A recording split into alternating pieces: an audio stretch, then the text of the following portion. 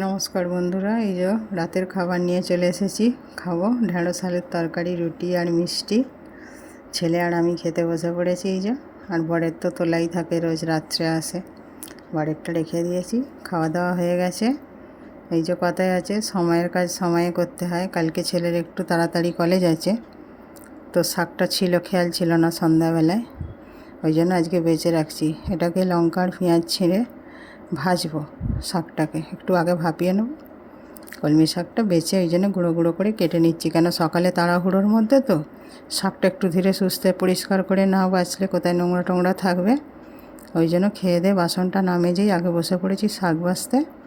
এবার শাকটা বেছে কেটে নিয়ে ফ্রিজে রেখে দেবো, তারপর চলে যাব রান্নাঘরে আবার বাসন মাজতে। এই 5-7 মিনিট লাগবে, এখনও তো বর আসেনি। আর বর এলে আবার টিফিনগুলোও ধুতে হবে, ওই জন্য আগে বাসনটা না ধুয়ে চলে এলাম শাক বাছতে। এই আর কি, কাজের তো আর শেষ নেই, একটার পর একটা কাজ থাকেই। যতক্ষণ না মানে শুতে যাচ্ছি, জেগে থাকলে চোখ দিয়ে এদিক ওদিক তাকালেই একটা একটা কাজ। এই যে শাক কাটছি, কাটা হয়ে গেলে এবার গুছিয়ে পরিষ্কার করে সব রেখে দেবো। বাছা হয়ে গেছে, এই যে কেটে নিচ্ছি। সবটা আগে বেছে নিয়েছি, এইবার বেছে নিয়ে কেটে নিচ্ছি একেবারে, এক্ষুনি হয়ে যাবে কাটা। এই হয়েই গেছে। এবার প্লাস্টিকে তুলে ফ্রিজে রেখে দেবো, আর নোংরাগুলো সব বাইরে রেখে দেবো। এই যে তুলছি, হয়ে গেছে। এই যে শাকটা তুলেই এবার চলে যাব বাসন মাজতে। এবার আমার বড় এসে গেছে, দেখছি গেটটা খুলছে। ভালোই হয়েছে, একসাথে এসে গেলে কি হয়, টিফিনগুলো ধোয়া হয়ে যায়, নাহলে সকালে আবার আমার অনেকটা বাসন হয়ে যায়, কারণ ওর কাছে 2টো টিফিন, আবার জলের বোতল টোতল থাকে, তো ওই জন্যে।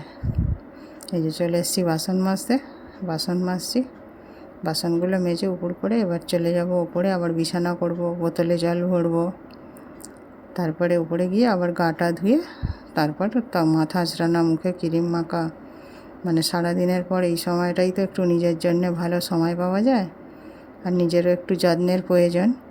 ওই জন্য এই সময় বসে বসে এবার ক্রিম মাখবো, যদি মনে করি মাথায় তেল মাখবো, মাথা আঁচড়াবো। এইসব কাজগুলো আস্তে আস্তে করব, করে তারপর শুয়ে পড়বো।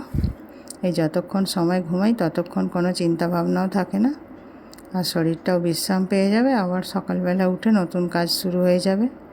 এই রাত্রির ঘুমটা আছে বলেই সকালবেলা এনার্জিটা সুন্দরভাবে পাওয়া যায় কাজ করার। এই বাসনগুলো ধুয়ে নিই।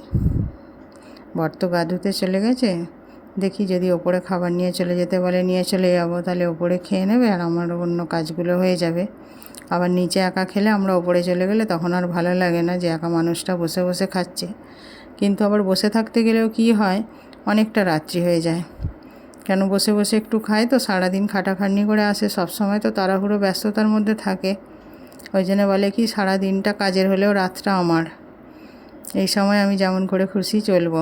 একদিন আমি হয়তো বলি একটু তাড়াতাড়ি খেয়ে নাও, বসে বসে খাচ্ছ, তখন বলে সারাদিন তো হাজারটা ব্যস্ততায় কাটালুম, এই রাতটা হচ্ছে আমার নিজের জন্যে, অতএব আমি যেমন করে খুশি কাটাবো। তখন হয়তো একটু ফোনে কিছু চালিয়ে দেখতে থাকে, বসে বসে খেতে থাকে ধীরে সুস্থে। তাহলে আধ ঘন্টা বসে থাকলে, এখন তো 11টা প্রায় বাজতে যায়, আমার আরও আধ ঘন্টা লেট হয়ে যাবে। রোজ অত রাত্রে গাটা ধুলে তো শরীরটা ভারী হয়ে যায়, তখন ঠান্ডা ঠান্ডা, যতই এত গরম হোক, একটু শরীরে সেলস্য ভাব এসে যায়, গা হাতগুলো ব্যথা করে। ওই জন্য আমি অতটা রাত্রে ধুতে চাই না আর কি। এই বলি একটু তাড়াতাড়ি করো। এই বাসনটা ধুয়ে উপুড় করে দেবো। ও গা ধুতে চলে গেছে বর, এবার আসুক, আসলে জিজ্ঞাসা করি কি বলে। না হলে আবার একটু বসতে হবে, বলে তুমি চলে যাও, কিন্তু আবার খারাপ লাগে যে একা একা নিচে খাবে আর আমরা ওপরেই চলে যাও। ছেলে তো পড়ছে বলে আগেই ওপরে চলে গেছে, কেন নিচে তো অনেক গরম, আর এই গরমের মধ্যে বসে বসে পড়ার মতো মানসিকতা থাকে না, ওই জন্য ওপরে এসিটা চালিয়ে বসে থাকে। সন্ধ্যে থেকে আমিও ওখানেই বসেছিলাম, গরম তো, কিছু যদিও টুকিটাকি কাজ বাকি আছে, যেগুলো আয়রন করা জামা কাপড়, কিন্তু এই এত গরমের জন্য আর ভাল লাগছে না, ওই জন্য ওপরে গিয়ে একটু বসেই ছিলাম। তারপরে নেমে পুজোর বাসনগুলো ধুয়ে রেখে আর রুটিটা করে খেয়েছি। এইবার এই কাজগুলো সেরে নিচ্ছি। এই যে হয়েই গেছে বাসন ধোয়ার, বেসিনটাও একটু পরিষ্কার করে ধুয়ে গ্যাস বেঞ্চিটা ধুয়ে রাখছি, সকালে তো আর মোচার সময় হয় না। শুভরাত্রি বন্ধুরা।